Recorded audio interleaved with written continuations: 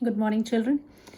18th lecture of chapter 2 हम लोग आज पढ़ने वाले हैं। कुछ न्यूमेरिकल्स देंगे। सबसे पहले कल पिछले इसमें लेक्चर में हम पढ़ चुके थे capacitance of a parallel plate capacitor. उसकी वैल्यू हमारी जो आई थी that was C is equal to epsilon 0 A upon D। This is what we had calculated. अब इसमें क्या क्या चीज़ें हैं, मेनली आपने ध्यान रखना है कि देखो ये जो कैपेसिटेंस है ये चार्ज के ऊपर डिपेंड नहीं कर रही है। It's depending on the cross sectional, यानी उसकी डायमेंशंस कैसी, डायमेंशन ऑफ द कैपेसिटर पर डिपेंड कर रही। So C depends on dimension of capacitor. एक तो ये हो गया। C depends on distance between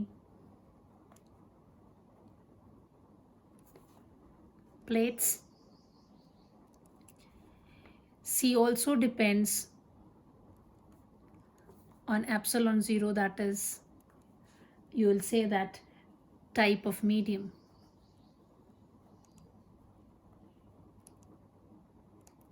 ये फॉर्मूला आपको बच्चे याद रखना है, ठीक है ना। कुछ न्यूमेरिकल्स देख लेते हैं। एक हम, ये तो हुआ आपका कौन सा, पैरेलल प्लेट कैपेसिटर, ठीक है। एंड एक हमने उससे पहले पढ़ लिया था स्फेरिकल कंडक्टर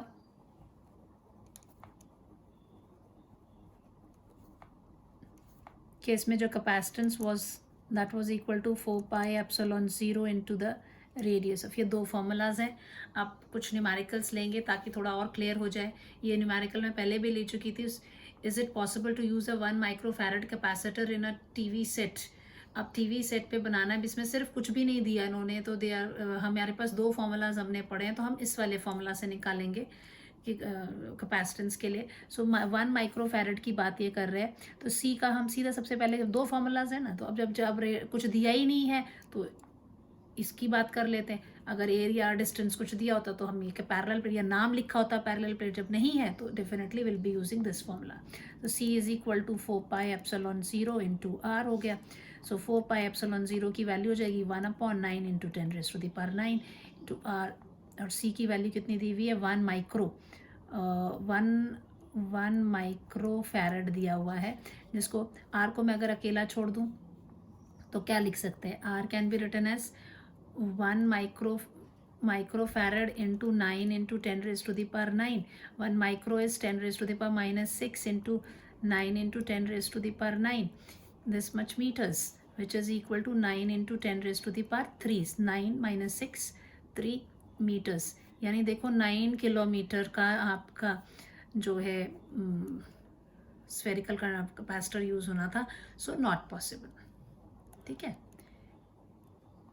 और एक चीज़, इट्स नॉट डिपेंडिंग, ये यहाँ पर एक और नोट कर लेंगे स्टार बना के। सी डज नॉट, बार बार मैं ये does not depends on charge and potential.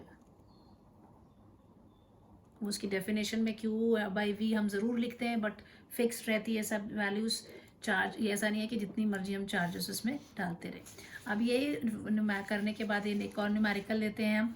इसमें क्या दिया है आपको, फिगर्स दिए हुए हैं, आपको कैपेसिटेंस निकालनी है। तो आपको फॉर्मूला पता है, C is equal to epsilon 0 A/D। तो इधर पे प्लेट कैसी है, रेक्टेंगुलर है, so area is how much, length into breadth. So किसी कैपेसिटेंस क्या हो जाएगी, एप्सिलॉन 0 वैसी रहेगा, डिस्टेंस D इन्होंने दिया हुआ है, एरिया की जगह आ जाएगा लेंथ इनटू ब्रेथ। अब यहाँ सर्कुलर शेप दी हुई है, तो यहाँ एरिया कितना हो जाएगा, the area will be pi R square. देखो कोई मुश्किल नहीं है, सिर्फ this will be equal to, the capacitance will be equal to epsilon 0 pi R square upon D. Now next is find the area of a parallel plate capacitor of capacitance 1 farad. 1 farad अभी बहुत बड़ी value होती है, हम ये show भी कर देंगे इसकी प्लेट, अगर हमें उसका एरिया निकालने को कह रहे हैं और डिस्टेंस की सेपरेशन दी हुई है। सो आपको कैपेसिटेंस दिया है 1 फैरड, डिस्टेंस कितना दिया हुआ है 1 मिलीमीटर, इसको मैंने आपको पहले बताया, मीटर को किस में करना है, 1000 मिलीमीटर का 1 मीटर होता है। तो जब इसको मीटर में करेंगे तो 1000 से डिवाइड करेंगे, इसीलिए हो जाएगा 1 इंटू 10⁻³ डिवाइड कर रहे थे ना, नेगेटिव साइन आ गया, इतना मीटर। अब आपको निकालना है, आपको मालूम है C इज इक्वल टू होता है ε0 A/d। A आपको निकालने को बोला है, तो A is equal to what, it will be CD/ε0। अब ε0 की भी वैल्यू आपको याद रहनी चाहिए। ये तो सिंपल, चलो 1 फैरड है, डिस्टेंस हो गया आपका 10⁻³ डिवाइडेड बाय ε0 की वैल्यू कितनी है, दैट इज 8.85 इंटू 10⁻⁻12 होती है। This will be equal to what, 10⁻³ ये -12 ऊपर चला जाएगा तो हो जाएगा +12 divided by 8.85। So A is equal to what, 1/8.85 into 10⁻, it will be 9, which is equal to how much, it is 0.11 into 10⁻9। हमेशा मैंने स्टैंडर्ड फॉर्म के लिए क्या बोला है, एक नंबर के बाद डेसिमल आना चाहिए। सो अब अपनी मर्जी से तो नहीं मैं 0.11 को 1.1 लिख सकती हूँ।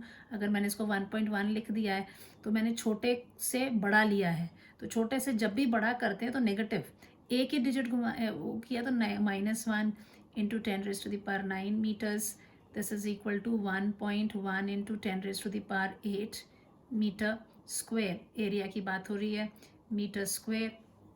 अब इसको भी अगर देख लो, मीटर स्क्वायर इतना बड़ा है, किलोमीटर में भी कन्वर्ट करना चाहो तो अभी 11th क्लास में आप इतने बार कर चुके हैं, you can very easily convert it. 1.1 into 10⁻8 ऐसे ही रह जाएगा। मीटर स्क्वायर की जगह क्या चाहिए आपको, किलोमीटर, किलोमीटर बड़ा है तो ये 1/1000 किलोमीटर हो गया, लेकिन ऐसे अपने आप थोड़ी लिखना, ये होल स्क्वायर है।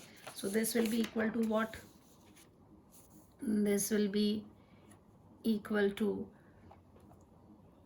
your area will be equal to 1.1 into 10⁻8 है आपका, और ये कितना हो गया into 1/10⁻6। so this will be equal to 1.1 into 10⁻8 minus 6 is equal to 1.1 into 10⁻2 kilometre square. इसको सिंपल और क्या लिख सकते हैं, 110 kilometre square will be the area, not possible, right. अब ये जो आप बार बार बोल रहे हैं कि चार्ज पे नहीं डिपेंड करती है कैपेसिटेंस, सो दिस अगर ये दोनों प्लेट्स में डिफरेंट चार्जेस हैं तो भी क्या होगा, ये आपके सिलेबस में नहीं है, बट ये न्यूमेरिकल में कॉम्पिटिटिव एग्जाम्स में क्वेश्चंस आ जाते हैं कि अलग अलग प्लेट पे डिफरेंट चार्ज दे देते हैं और फिर पूछते हैं कि कितना चार्ज अंदर वाली साइड पे कितना चार्ज है, तो वो थिकनेस के कारण इसमें बोल देते हैं कि इसमें चार्ज इधर भी होगा, दोनों साइड पे चार्ज एग्जिस्ट करेगा, तो डिफरेंट चार्जेस एग्जिस्ट करेंगे। आपने ये ध्यान रखना है, ये जो charge on the inner side of plate A, that inner side of the plate will be Q1 minus Q2/2, ठीक है, इस तरफ उतना होगा। और इसके अंदर वाले में क्या हो जाएगा, इसका नेगेटिव हो जाएगा, negative of this mean negative of Q1 minus Q2/2, इसका मतलब this is equal to what, Q2 minus Q1 divided by 2। ये मैथमेटिकली प्रूव्ड है, पर मैं यहाँ पर अभी डायरेक्ट आपको सिर्फ फॉर्मूलाज दे रही हूँ, क्योंकि ये बोर्ड के पॉइंट ऑफ व्यू से nobody is going to give you, ये आएगा तो ऑब्जेक्टिव टाइप क्वेश्चंस में ही आता है। So you can find the values. Sorry, this is I have written, this one was here, ये ठीक है। अब आउटर साइड पे आते हैं, प्लीज़ मेक, ये गलती नहीं करना, मैं इनर वाले पहले लिखती है और आउटर वाले की बात करेंगे। सो आउटसाइड जो है that is simply it will B Q1 plus Q2 divided by 2, Q1 plus, चाहे वो प्लेट आउटसाइड वाला जो है same Q1 plus Q2 divided by 2 होगा। अब देखो ये एग्जांपल दे देते हैं, जैसे ये 8 और -2 है, तो पहला क्या ले रहे हैं, इनर साइड। इनर साइड मैंने क्या बोला, Q1 माइनस Q2, तो 8 माइनस -2 कितना हो जाएगा, 8 minus 2 divided by 2, so this will be equal to 10/2, so it will be 5 coulomb, ठीक है। और देन इट इज़, अब मैं एरोज़ के हिसाब से ही चलूँगी, ठीक है। इसको ले रहे हैं तो यहाँ से this is I should say, अब ये दूसरा क्या, outside the plate A, outside the plate A है, तो इसका कौन सा है, ये वाला इधर है ना, दिस वन। तो आउटसाइड द प्लेट ही हो जाएगा, outer of the plate that was equal to Q1 plus Q2, so it will be 8 plus -2 divided by 2, कितना हो गया, 6/2 इज इक्वल टू 3 कूलम। और ये क्या है, inside the plate, inner side of the plate P, that will be equal to Q2 minus Q1 है, सो Q2 minus Q1 कितना हो जाएगा बच्चे, it will be your -2 -8 upon 2, so this is equal to -5 coulomb, ठीक है। That means I am talking, this is your C है ना, this is your B इधर, and then you have D is Q1 plus Q2, that is Q1 कितना है, 8 plus -2 divided by 2, that is equal to 6/2 is equal to 3 coulomb. तो outside it's 3 coulomb, और ये अंदर side में एक में 5 कूलम है और एक में -5 कूलम है। Is it clear, this is inner is okay. Then outside B is this one, ठीक है, मैंने ये एरोज इधर कर दी थी, ये है, and then this C is again inner, so this is C, ठीक है, and D। Now let's come on the dielectric part. Dielectrics क्या है, एक नॉन कंडक्टिंग मटीरियल है जो कि which do not have any free electrons, so the non conducting material which do not have free electron, or you can say do not allow the current to pass, but the effect of field is passed through it, is called dielectric. इसमें जैसे example में आप दे सकते हैं बच्चे, air, glass, mica, wax etcetera. अब इसमें 2 types हमने करने हैं, एक होगा इसमें पोलर डाइलेक्ट्रिक,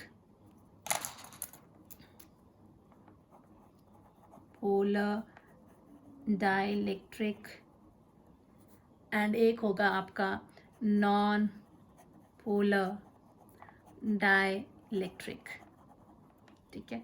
अब पोलर जो है, इसमें पहली बात इसकी डेफिनेशन, हमेशा जब भी हम कंपेयर करते तो first thing we always write the definition. जो पोलर डाइलेक्ट्रिक है, इन दिस जो मॉलिक्यूल्स हैं उसमें जो इन पोलर डाइलेक्ट्रिक मॉलिक्यूल्स जो होंगे, इन molecules the center of positive charge do not coincide, Hriday, do not coincide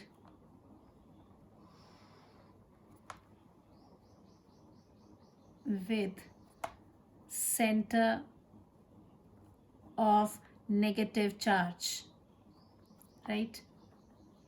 This is what the mean नहीं side, ऐसे एग्जाम्पल्स इसके देते हैं, HCl, वाटर, अमोनिया एट्सेट्रा, ठीक है।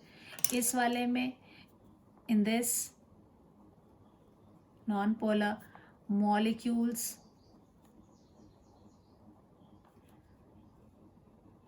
Have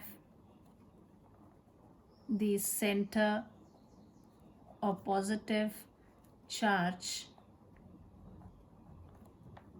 and negative charge coincide, ठीक है। इधर आपके एग्जाम्पल्स हो गए, जैसे मान लीजिए N2O2H2। So this is what we have. अब ये इसमें अलग है, तो अगर सेकेंडली अगर इन एब्सेंस ऑफ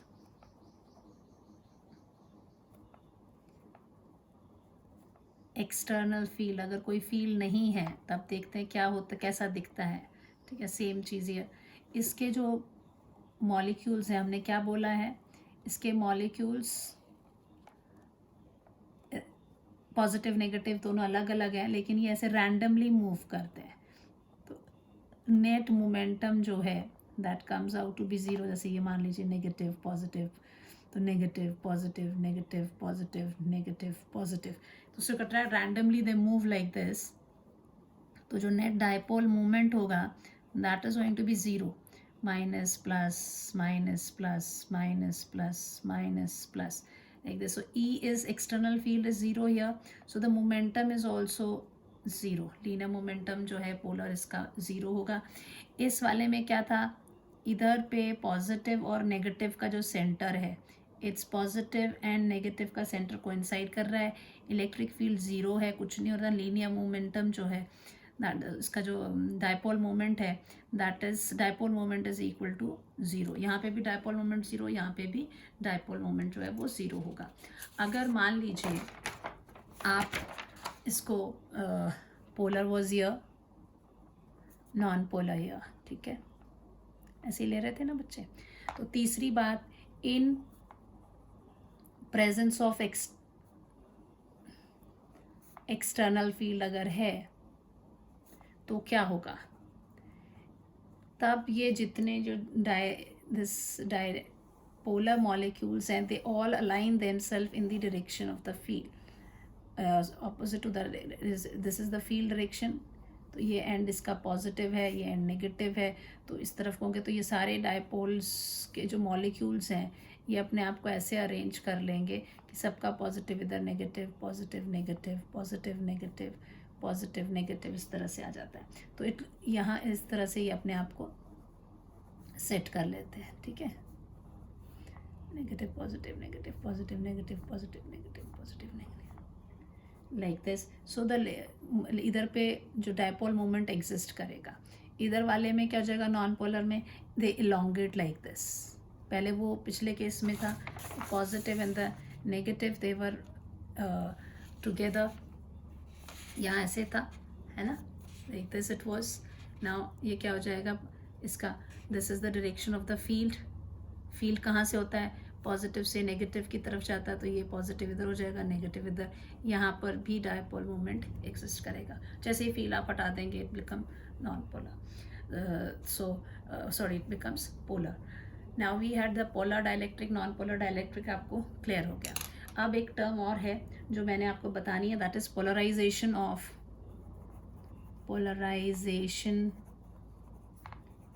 डाइलेक्ट्रिक। इसमें क्या होता है, जैसे मान लीजिए ये आपका पोलराइजेशन ऑफ डाइलेक्ट्रिक की डेफिनेशन में यही है कि इंड्यूस चार्जेस इसके दोनों एंड्स पे क्रिएट हो जाते हैं जब इनमें अप्लाई सम फील्ड। तो मान लीजिए ये आपका फील्ड है, ठीक है। अब फील्ड आप यहाँ अप्लाई कर रहे हैं तो डेफिनेटली ये positive positive positive charge plate है, तभी इधर से पॉजिटिव से नेगेटिव की तरफ को जाता हुआ आपका फील्ड आ जाएगा, ये नेगेटिव है। अब इसमें एक डाइलेक्ट्रिक रखा हुआ है। डाइलेक्ट्रिक में क्या हो जाएगा, जैसे ये फील्ड रखा है तो ये लोग अपने आप को क्या कर लेते, बताया था, they elongate and align like this, ठीक है। मैं ज़्यादा नहीं दिखा रही, 3 ही बना रही हूँ, नहीं तो बहुत पॉजिटिव नेगेटिव निशान लगाने पड़े, ठीक है। ऐसे बहुत सारे होंगे। तो अब ये इस तरफ नेगेटिव है तो इस तरफ क्या हो जाएगा इसका, positive negative positive negative positive negative negative negative positive positive negative positive negative positive positive negative, ये इस तरह से आ जाएंगे। तो जितने भी ये अंदर वाले हैं आपके, ये जो मैं डॉटेड रेक्टेंगल में बना रही हूँ, ये सारे आपस में कैंसिल हो जाएंगे। तो केवल क्या हो जाएगा, इसके एक एंड पे नेगेटिव चार्ज हो जाएगा, एक एंड पे पॉजिटिव चार्ज हो जाएगा। यहाँ पर इसको कहते हैं पोलराइजेशन। और ये जो फील्ड होगी डेवलप, वो कौन सी हो जाएगी, अंदर, that will be the electric field due to the polarization. It will be here, it is directed here because इस एंड पे पॉजिटिव चार्ज, ये पॉजिटिव रह जाने वाले हैं, है ना, एंड वाले, ये नेगेटिव भी रह जाने वाले हैं, तो पॉजिटिव से नेगेटिव ये इस तरफ को होगा, राइट। इसकी जो सरफेस चार्ज है सिग्मा प्लस, सिग्मा माइनस। अब यहाँ पर ये जो आए हैं इनको हम बोल सकते हैं, ये क्या हो जाएंगे, this is sigma P negative, और इस तरफ हो जाएगा sigma P positive, like this. तो सरफेस चार्ज डेंसिटी की भी क्लियरेंस हो गई। तो ये क्या है, it's a process, the process of inducing, the process of inducing equal and opposite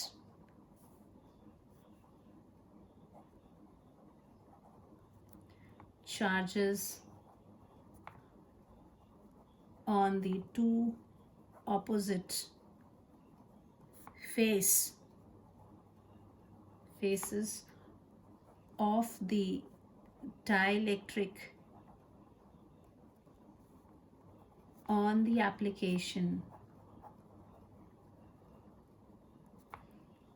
of electric field is called polarization of dielectric। Clear हो गया बच्चे? अब इसमें ये क्या है, this is, I will write it as a WXYZ। WXYZ क्या है, it's a dielectric. E0 is what, external field, that is external applied field, and sigma surface charge density of plates creating E0 field. And then you have E0 is equal to sigma by epsilon 0। ये हम पहले पढ़ चुके हैं, if you remember Gauss theorem में जब हमने पढ़ा था, two equal and oppositely charge plates होती हैं, तो उनके बीच में जो फील्ड होता है that is given as sigma by epsilon 0। Now when non polar dielectric was placed between plates, each atom will elongate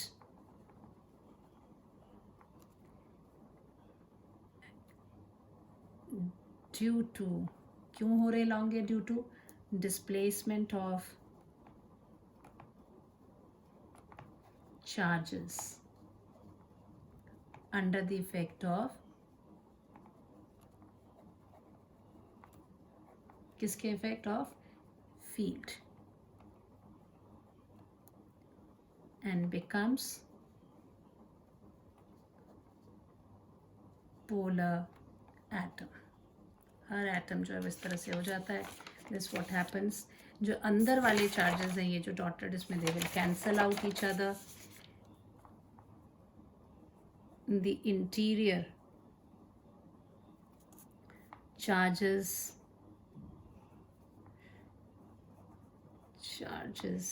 inside